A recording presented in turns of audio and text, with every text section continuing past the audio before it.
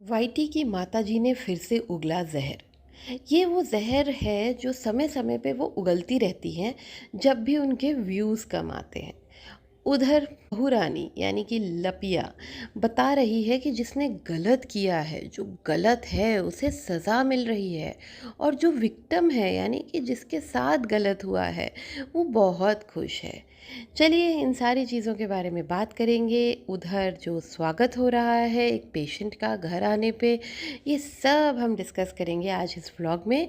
चलिए, good morning, सुप्रभात, नमस्कार। मैं आपकी मंजरी आज फिर हाजिर हूँ आपके साथ एक नया व्लॉग लेकर, और इस व्लॉग में हम 3 चीज़ें कवर करेंगे बेसिकली, मोटी मोटी, और डिस्कस करेंगे कि ये चल क्या रहा है। एक्चुअली आप इस चीज़ को नोटिस करिए कि कुछ दिन पहले माता जी यानी वाईटी की माता जी, असुरा माता, लिपस्टिक माता, जो भी नाम उनके हैं, उनको कुछ लोगों ने बदनाम करने की कोशिश की थी, एक नाकामयाब कोशिश की थी। लेकिन अगर मैं अपनी बात करूं, देखिए मैं इसमें अपने चैनल की ही जिम्मेदारी ले सकती हूं। तो अगर मैं अपनी जिम्मेदारी लूं तो मैंने इस बारे में बात करना भी पसंद नहीं किया था।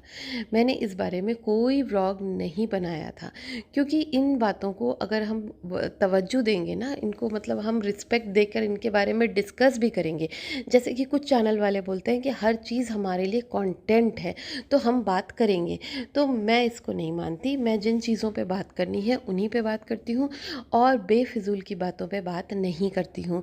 ऐसे ही जब इनके ऊपर ये इल्ज़ाम लगे थे माता जी के ऊपर, तो मैंने इस बारे में बात नहीं की थी। मैं अपनी जिम्मेदारी ले रही हूँ। तो माता जी का कहना है कि जब मुझे बेफिजूल बदनाम किया गया था, और वो किसी और की दुनिया करके एक चैनल था जिसने ये किया था, तो उनको सज़ा देते, उनको बदनाम करते, उनके साथ कुछ करते, लेकिन ना, उनके साथ कुछ कर ही नहीं सकते ना, क्योंकि उनके चैनल के नाम से भी उनका नाम तक नहीं पता चलता।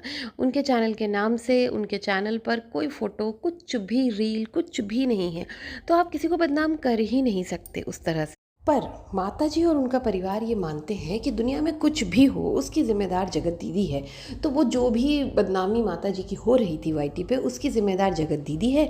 तो इन लोगों ने वो सॉफ्ट टारगेट को फिर से टारगेट किया, और इन्हीं लोगों ने ये पूरी बातें फैलाई। जो भी ये गंद फैल रहा था, मैं अपने मुंह से लेना भी नहीं चाहती, ये पूरी गंद इन लोगों ने फैलाई। ये बार बार सबूत क्यों दे देते हैं आके, बार बार ये अपने पीआर टीम का बता क्यों देते हैं कि भाई हम अपनी पीआर टीम को गाइडेंस दे रहे हैं, जो भी ये सब हो रहा है ये हम ही करा रहे हैं। बार बार, जैसे आपने देखा होगा जब कोई टेररिस्ट अटैक होता है ना, तो जब अटैक हो जाता है तो उसके बाद दुनिया में से कोई भी एक टेररिस्ट जो वो होता है एसोसिएशन, वो उसकी ज़िम्मेदारी ले लेता है कि भाई ये इस XYZ टेररिस्ट की ज़िम्मेदारी ली है उसने, और मतलब कोई ना कोई मीडिया पे आके वीडियो बनाकर या कहीं से मैसेज भेजकर वो ज़िम्मेदारी ले लेते हैं कि ये अटैक हमने किया है। मतलब they feel proud about it, समझ रहे हैं आप लोग।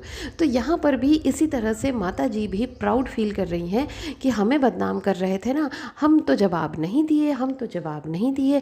हमको सब कह रहे थे जवाब दो जवाब दो, पर हम तो जवाब नहीं दिए। जवाब किसने दिया, देख लिया ना, बुरा होता है, देवी माँ हमारे साथ है। बड़ी जल्दी देवी माँ, मतलब देवी माँ एक औरत को यानी एक माँ को बदनाम होने से रोक रही हैं, और दूसरी माँ को कंटिन्यूसली बदनाम किए ही जा रही हैं, किए ही जा रही हैं। मतलब आपकी देवी माँ भी बड़ी बायस है आपके पीआर की तरह। इन शॉर्ट, कल माता जी ने ये जिम्मेदारी ले ली है कि वो जो भी प्रेगनेंसी वाली बात उनके पीआर टीम ने चालू की थी, वो पूरा का पूरा एक स्ट्रैटेजी थी, एक स्टैंड था माता जी की बेइज्जती, यानी जो खेतों वाली हसन मियाँ वाली बेइज्जती थी, उसका बदला। आज पहली बार मैं इन चीज़ों का नाम ले रही हूँ क्योंकि मुझे लग रहा है कि शायद मैंने गलती कर दी, क्योंकि इन लोग तो बदनाम करने में कोई मौका नहीं छोड़ रहे, हम क्यों छोड़ें, इस टाइप की फीलिंग आ रही है। खैर, मेरे लिए हर औरत, हर माँ समान है, तो उसी बात से मैं स्टिक करती हूँ, और मैं किसी की भी बदनामी या बेइज्जती करने में विश्वास नहीं रखती। पर इन लोगों ने ये चीज़ की जिम्मेदारी ले ली है कि हमारे पीआर को हमने ही कहा था कि जाओ जगत दीदी को अब कितना गिराओगे, मतलब क्या ही गिराओगे, तो अब ये शुरू कर दो।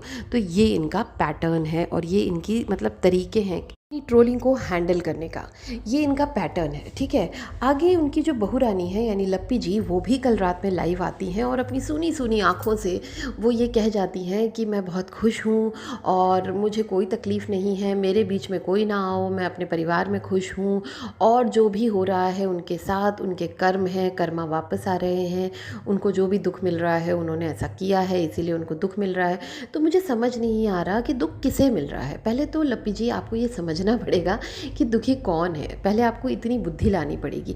जस्ट एक स्क्रिप्ट जो आपका पति पकड़ा देता है ना, उसे रीड करने की जगह वो दिन भर उस स्क्रिप्ट रीडिंग और उस पैटर्न मतलब उस किरदार में घुस जाने की जगह अगर आप अपनी बुद्धि से काम लेंगी तो आपको समझ में आएगा कि आप दुखी हैं। आप दुखी हैं क्योंकि आपका ट्रस्ट टूटा है, और वापस एक पति पे ट्रस्ट करना बहुत मुश्किल होता है, बहुत मुश्किल होता है। पति पत्नी के रिश्ते में अगर ट्रस्ट विश्वास टूट जाए तो 7 जन्मों के वादे, 7 फेरे, ये सब धरे रह जाते हैं जब एक विश्वास की डोर टूट जाती है।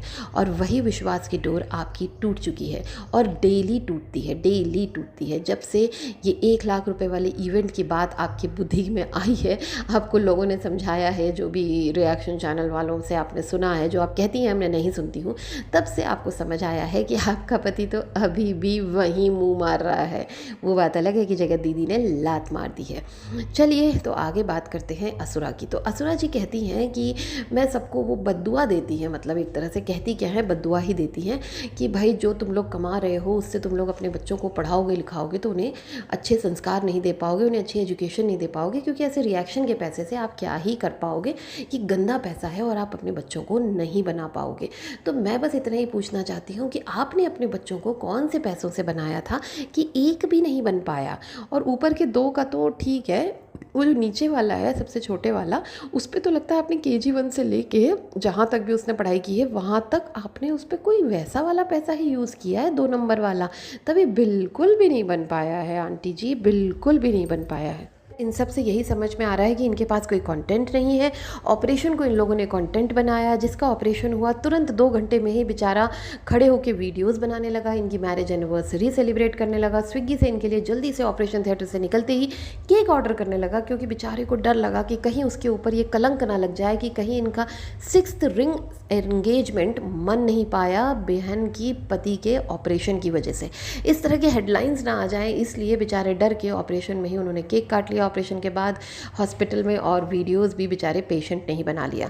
वहाँ से जब वो वापस आया तो खुद ही बेचारा चल के अंदर आया, जब वो सीढ़ी नहीं चढ़ पा रहा था, जब उसे सहारे की ज़रूरत थी, तब किसी ने उसको सहारा नहीं दिया। लेकिन जब वीडियोज़ बनाने के लिए छोटे लप्पू ने हाथ पकड़ लिया, बेटा बेटी ने हाथ पकड़ लिया, सबका मतलब स्वागत हुआ, ये सब कुछ हुआ। तो ये देखिए कि ये लोग सिर्फ वीडियोज़ के लिए काम कर रहे हैं, ये लोग एथिक्स को भूल ही गए हैं, ये लोग एक्चुअल नीड को भूल गए हैं।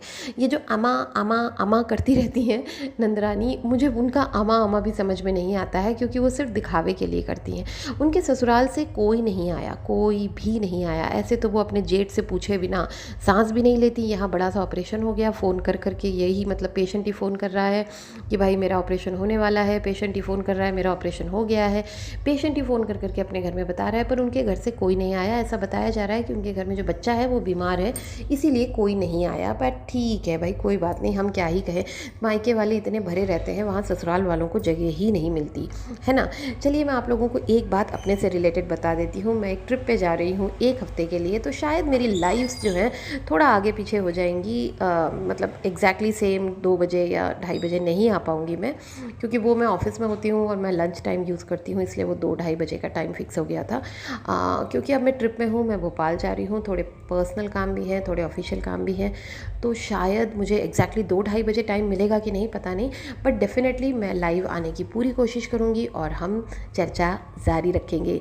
लेकिन टाइम चेंज होता रहेगा, तो प्लीज़ नोटिफिकेशन ऑन कर दीजिए, सब्सक्राइब कर दीजिए और बेल आइकन ज़रूर प्रेस कर दीजिए, जिससे कि आपको सारी नोटिफिकेशन मिलती रहे।